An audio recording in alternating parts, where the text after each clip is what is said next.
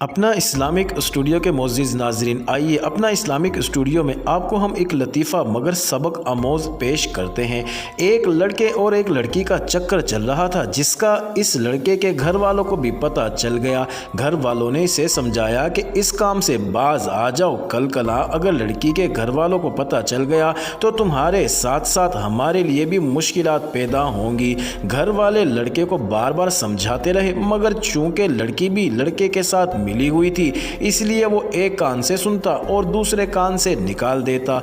इश्क का भूत सवार था। किस्सा मुख्तसर, लड़की के घर वालों को भी पता चल गया और एक दिन उन्होंने लड़के को पकड़कर खूब दुर्गत बनाई, टांगे बाजू तोड़ दिए और इसके घर वालों को पैगाम भेजा कि अपने लाडले को उठाकर ले जाओ। घर वालों ने इसे वहाँ से उठाया और अस्पताल ले गए और इलाज शुरू कराया। कई दिन टिकोरे होने के बाद जब बरखुदार कुछ सुनने बोलने के काबिल हुआ तो बड़ी बहन ने इसे कहा कि कितना अरसा हो गया है हम तुझे समझाते रहे कि बाज आ जाओ, बुरे काम का नतीजा बुरा होता है, मगर तुम हमारे समझाने के बावजूद बाज नहीं आए। बहन की और सब घर वालों की सारी बातें सुनकर लड़के ने एक तारीखी जुमला कहा, आप लोगों ने मुझे इस तरह समझाया ही नहीं जिस तरह उन्होंने समझाया है।